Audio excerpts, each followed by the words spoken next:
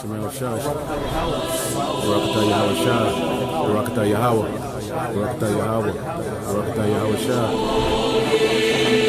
when the disciples asked him, what shall be the end of the world? We look up the word end, which the word end is suntelia, which means completion, consummation. And because when an empire is complete, what happens? It becomes consumed. And what happens?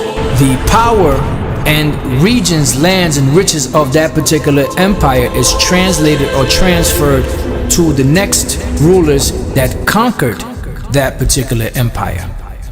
And that's why when Yahawashi comes back, it says, I beheld till the thrones were cast down, and the Ancient of Days did sit. So all the thrones of the heathen nations being casted down, that's what Yahawashi is coming to do. He's coming to battle Esau and the other nations, to take them down, to be set back up into power on the earth, because his glory is already in the heavens. He already got his praise and his glory and his status, everything in the heavens.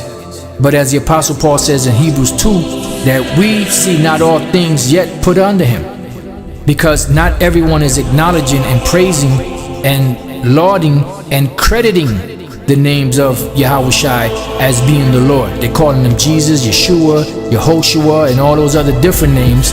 Some of them are calling him Yeshaya, Isaiah, but they're not crediting him as Yahawashi, the Son of the Most High, a so-called black man, you know, coming to take power on the earth and to get the rest of his blessing and glorification on the earth.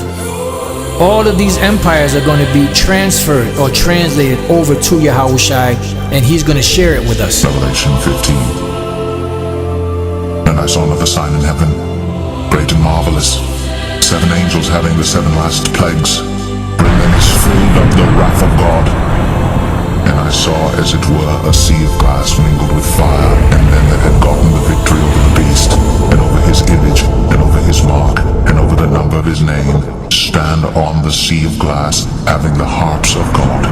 And they sing the song of Moses, the servant of God, and the song of the Lamb, saying, Great and marvelous are thy works, Lord God Almighty. Just and true are thy ways, thou King of saints. Who shall not fear thee, O Lord, and glorify thy name? For thou only art holy. For all nations shall come and worship before thee, for thy judgments are made manifest. And after that I looked, and behold, the temple of the tabernacle of the testimony in heaven was opened, and the 7 angels came out of the temple, having the 7 plagues, clothed in pure and white linen, and having their breasts girded with golden girdles. And one of the 4 beasts gave unto the 7 angels 7 golden vials full of the wrath of God, who liveth forever and ever. And the temple was filled with smoke from the glory of God and from his power. And no man was able to enter into the temple till the 7 plagues of the 7 angels were fulfilled.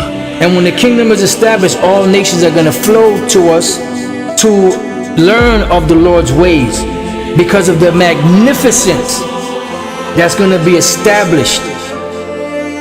You know, that great honor that the Lord is going to bestow upon us once again.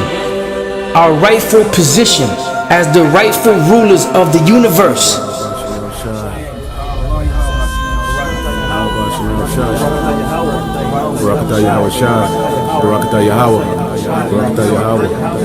Yahawashi.